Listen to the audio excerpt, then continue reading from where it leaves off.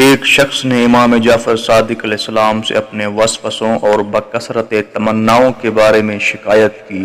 تو آپ امام جعفر صادق علیہ السلام نے فرمایا، اپنے ہاتھ کو سینے پر رکھ کر یہ کہو، بسم اللہ و باللہ و الی اللہ محمد رسول اللہ ولا حول ولا قوت الا باللہ العلی العظیم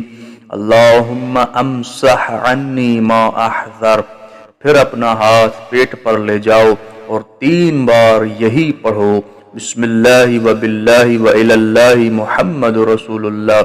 ولا حول ولا قوت الا باللہ العلی العظیم اللہم امسح عنی ما احذر۔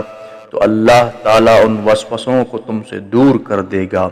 اس شخص کا کہنا تھا کہ اکثر و بیشتر ان وسوسوں کی وجہ سے وہ نماز کو توڑ دیا کرتا تھا، لیکن جب سے